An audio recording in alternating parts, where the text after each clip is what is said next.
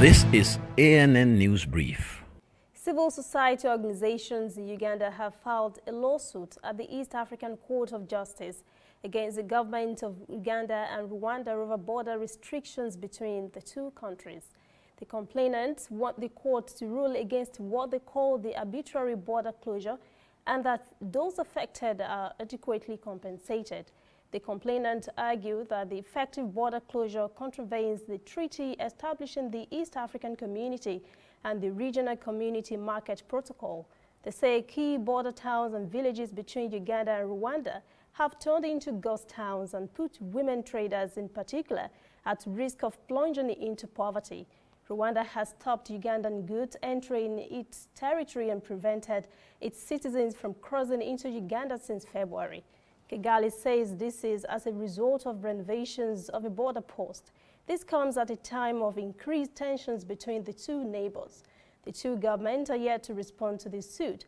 Both countries have traded accusations over interference in each other's affairs, and many believe the border problems are a result of diplomatic fallout. Cases of the court can take years to be heard, but the activists hope the publicity can put pressure on leaders to resolve this standoff.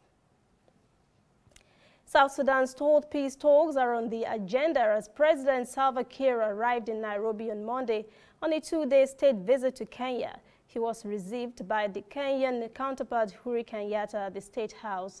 The two leaders will also discuss trade and business ties, including plans to hold the first Kenyan Trade Expo in South Sudan.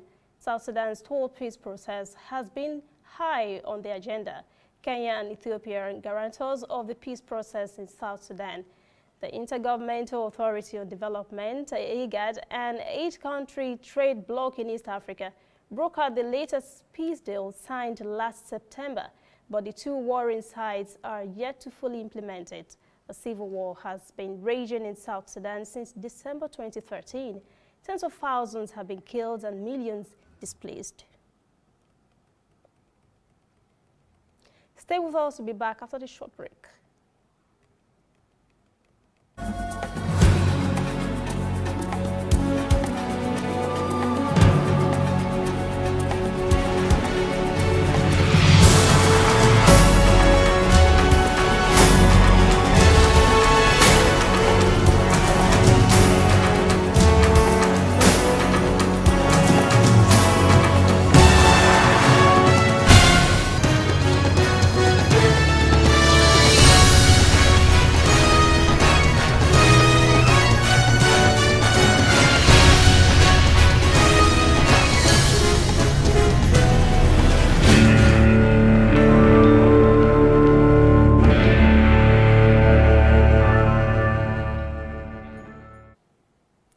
The Angolan government says it is engaging in prospecting and exploration of mineral resources in order to increase the weight in the general state budget.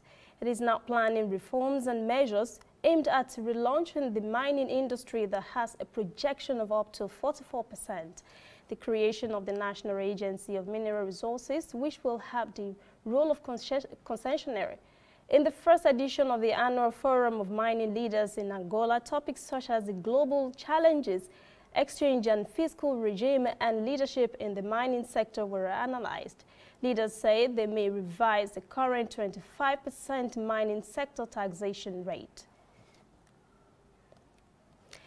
That's CNN News Brief. For details on these and other breaking stories, visit our website, nnafrica.news. and our social media platforms, Twitter, Instagram, and Facebook at CNN Africa TV. I am Lucy Adeyemi.